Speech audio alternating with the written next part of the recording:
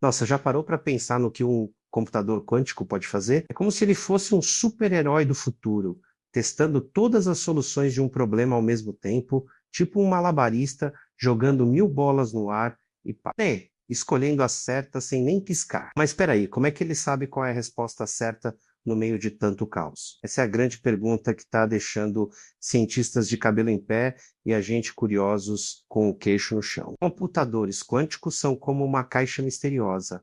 Abrem portas para um mundo novo, mas também trazem um monte de como assim. Então, bora mergulhar nesse universo quântico e descobrir como essa máquina genial separa o certo do errado, como se fosse um detetive com óculos de visão noturna. O que é um computador quântico? Um bicho diferente antes de entrar no miolo da história. Deixa eu te explicar o que é essa tal de computação quântica. Nos ajude clicando no like e se inscrevendo no canal para podermos notificá-lo quando sair novo vídeo. Diferente dos computadores normais que são como bibliotecários organizadinhos, trabalhando com bits que são 0 ou 1.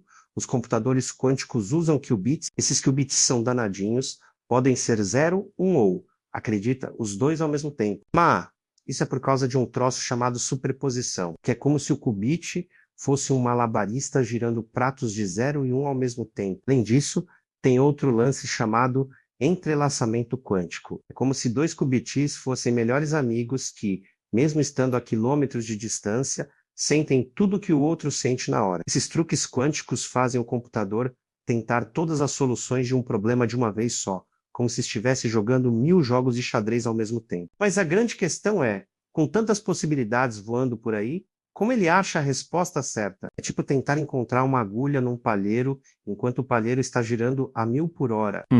O caos organizado da computação quântica.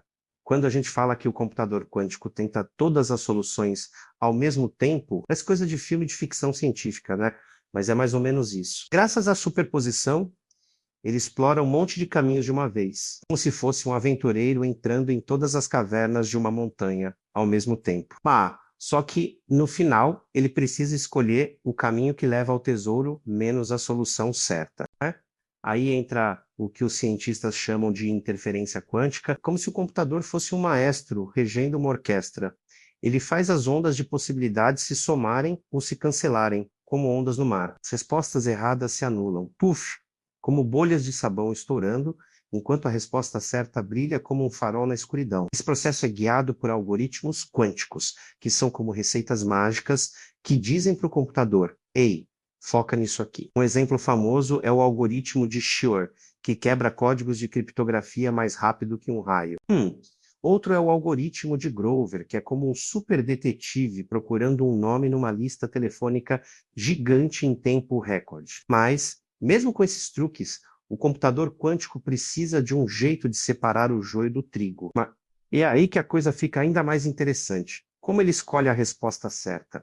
O segredo está na medida. O grande pulo do gato na computação quântica é a medição. Quando o computador quântico testa todas as soluções, ele está num estado de superposição, como um malabarista com 1000 bolas no ar. Mas quando a gente mede o resultado, esse estado colapsa e só uma solução aparece, como se todas as outras bolas caíssem e só uma ficasse na mão. Parece mágica, mas é física quântica pura. A medição é como tirar uma foto de um borrão em movimento. De repente, tudo fica nítido. Não, o computador quântico usa algoritmos para garantir que a solução mais provável, menos acerta, menos tenha a maior chance de ser escolhida na hora da medição. Como jogar um dado viciado que quase sempre cai no número que você quer, mas não é perfeito. Às vezes a medição dá um resultado errado e o computador precisa rodar de novo, como um cozinheiro que testa a receita até acertar o ponto. Então, algoritmos quânticos, os mapas do tesouro. Para entender melhor, você pensa nos algoritmos quânticos como mapas que guiam o computador pelo labirinto das possibilidades. Cada algoritmo é feito para um tipo de problema, como quebrar senhas, otimizar rotas de entrega ou simular moléculas para criar remédios novos.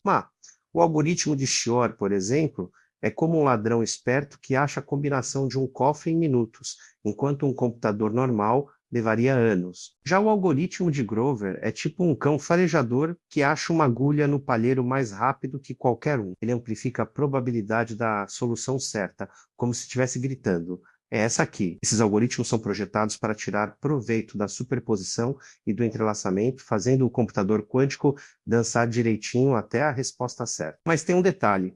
Os computadores quânticos ainda estão engatinhando, eles são como bebês aprendendo a andar menos cheios de potencial, mas ainda tropeçam. Mas erros quânticos ou ruídos podem bagunçar tudo como uma rádio mal sintonizada. Ok, por isso, cientistas estão trabalhando em correção de erros quânticos, que é como colocar óculos numa visão embaçada, né? O poder em ação. O que os computadores quânticos podem fazer agora. Bora imaginar o que essa tecnologia pode fazer. Uma ponto, computadores quânticos têm o poder de resolver problemas que deixam os computadores normais no chinelo. Por exemplo, na medicina, eles podem simular moléculas complexas para criar remédios que salvam vidas. Um cientista maluco misturando poções mágicas. Na logística, podem otimizar rotas de entrega para economizar tempo e dinheiro, como um GPS que sabe todos os atalhos do mundo. Na segurança, porém, é onde a coisa fica meio assustadora. Tibê, o algoritmo de Schrödinger pode quebrar criptografias que protegem bancos, governos e até seu WhatsApp, como se fosse um arrombador de cofres abrindo fechaduras com um estalar de dedos. Por isso já tem gente correndo para criar criptografias quântico-resistentes, com fortalezas prontas para aguentar o ataque. E na ciência, computadores quânticos podem simular o comportamento de átomos e partículas, ajudando a desvendar mistérios do universo, o que acontece dentro de um buraco negro. É como ter uma luneta mágica que enxerga os segredos do cosmos. Os desafios. Nem tudo são flores, mas nem tudo é um mar de rosas. Construir um computador quântico é como tentar montar um castelo de cartas durante um terremoto. Os qubits são super sensíveis, qualquer vibração, calor ou até um raio cósmico pode bagunçar tudo, como um vento derrubando sua torre de dominós. Por isso, esses computadores precisam de ambientes gelados, quase no zero absoluto, mais frios que o coração de um vilão de filme. Além disso, a medição quântica é uma faca de 2 gumes para dar resposta, mas também destrói o estado de superposição. Como se você abrisse uma caixa de Schrödinger e o gato decidisse sumir. E os algoritmos? Eles precisam ser feitos sob medida para cada problema, o que exige cientistas brilhantes e muita paciência, como costurar um vestido de alta costura. Outro desafio é o tamanho. Os computadores quânticos de hoje, como os da IBM, Google e The Wave, têm poucos qubits, uns 50 no máximo. Para resolver problemas realmente grandes, a gente precisa de milhares, talvez milhões de qubits. É como querer construir um foguete com peças de Lego, dá para começar, mas ainda falta muito para decolar. Com o futuro, o mundo quântico à vista mesmo com esses perrengues. O futuro da computação quântica é tão brilhante que parece uma supernova. Empresas como IBM, Google e Microsoft estão investindo pesado, como mineiros cavando em busca de ouro. Em 2023, a IBM lançou o Quantum Condor com 1.121 qubits e já está planejando máquinas ainda mais potentes. É como se a cada ano a gente subisse um degrau numa escada que leva às estrelas. No Brasil, a computação quântica está começando a dar seus primeiros passos, com universidades como a USP e a UFMG pesquisando algoritmos e aplicações. Como plantar uma semente que, com o tempo, vai virar uma árvore gigantesca, né? E quem sabe, em alguns anos, a gente tenha computadores quânticos tão comuns quanto smartphones, resolvendo problemas que hoje parecem impossíveis, como curar doenças incuráveis ou prever o clima com precisão de relógio suíço. Mas e a grande pergunta? Como o computador quântico sabe qual é a solução certa? Ele não sabe como a gente sabe, ele é guiado por algoritmos que, como um farol, iluminam o caminho certo no meio do caos quântico. A medição é o momento da verdade, quando o universo, como um juiz imparcial, escolhe a resposta que brilha mais forte. É como jogar uma moeda que, na maioria das vezes, cai do lado que você quer. Por que isso importa? Essa história toda dos computadores quânticos é como uma fogueira que aquece nossa curiosidade. Eles não são só máquinas, são como chaves que abrem portas para um futuro que a gente mal consegue imaginar. Resolver problemas mais rápido, criar remédios melhores, não, proteger dados. Tudo isso é como um mapa do tesouro que está só começando a ser desenhado. E o mais louco, a computação quântica nos faz repensar o que é possível. É como se o universo estivesse nos dando um empurrãozinho dizendo, vai lá, descobre mais. Mas também traz um aviso, com tanto poder, vem muita responsabilidade, né? Será que a gente está pronto para lidar com máquinas que podem mudar o mundo num piscar de olhos? O poder quântico é como uma chama que ilumina o futuro, mas também joga sombras de mistério. Os computadores quânticos, com seus qubits dançando na superposição, são como malabaristas que jogam 1000 bolas no ar e, com um estalar de dedos, pegam a certa. Eles não sabem a resposta, menos eles a encontram.